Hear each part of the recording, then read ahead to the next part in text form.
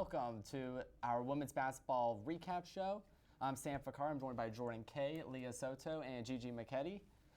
It was an interesting weekend for ASU. It seemed a bit hot, hit and miss with Arizona State defeating Cal on Friday 54-45 behind a late second half surge.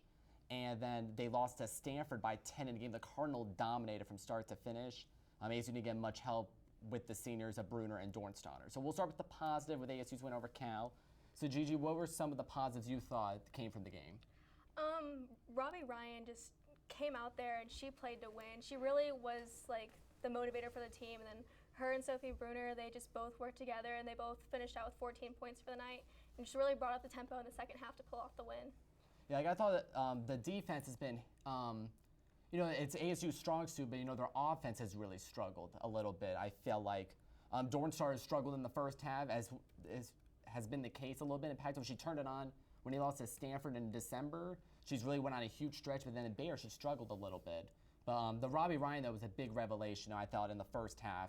She really kept ASU in the game. They just struggled to get anything going from the field. But the Stanford game was a bit flipped.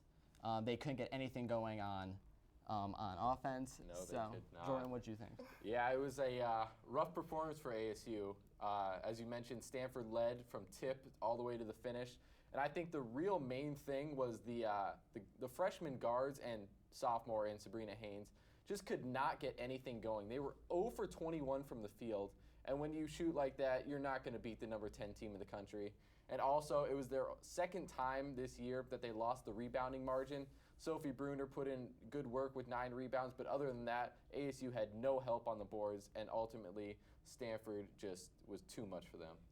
Yeah, after the game against over on the last home game, in the loss to Washington, where the ASU had rebounded, but Chantel Osahor got a ton of offensive rebounds, and Charlie thought it was important that this was a learning experience for ASU, since they've been out rebounding people, but they're not boxing out people, and she really made that. She had to emphasize that in practice. So ASU's now 5-3 in conference play, Leah. So what do you think needs to change for ASU in order to sort of get back on track? They've been a bit inconsistent as of late.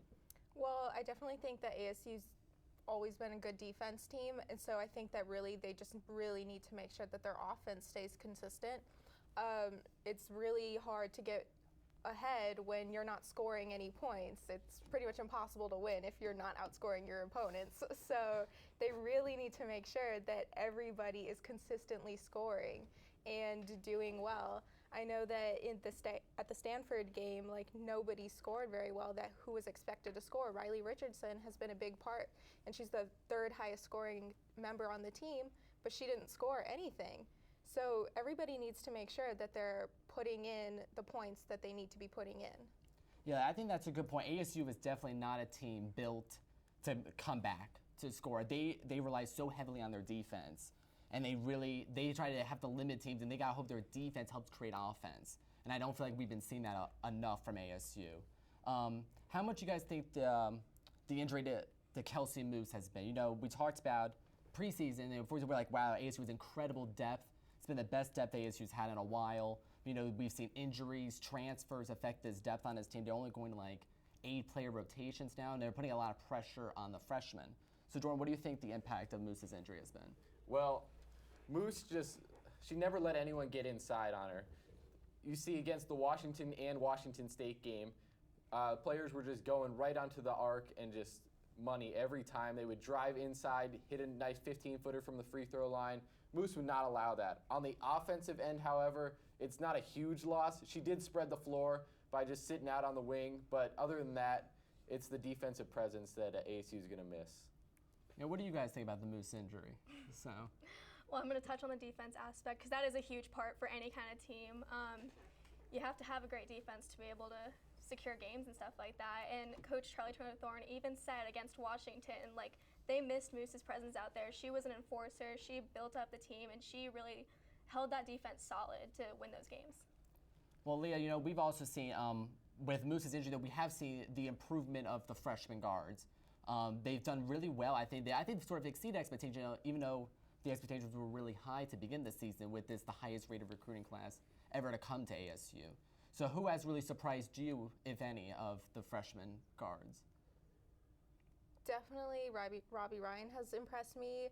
I'm a big fan of Riley Richardson, but since she's been starting despite Kelsey Moose not being in the rotation, I think Robbie Ryan has really stepped up and done what she's needed to do and lived up to the expectations that we have had and surpassed them as a freshman. If she were older, we might expect her to be doing a little bit more on the defensive side at least, but I think that her offense has been very solid for the team, and I think that makes up for anything that she's lacking that she, would have to do. Yeah, like also Richardson's a guard that Charlie Turner-Thorne has never had in her tenure. Her length is really what, and her speed even. ASU was more of a possession team. They still are a possession team, but Richardson is very good at driving into the paint and really sucking in defenders and then passing it out. Now, if ASU was a better three-point shooter, it will probably show more on the scoreboard, but it's definitely a good sign for ASU, and these minutes will benefit them as they get deeper and deeper into their career.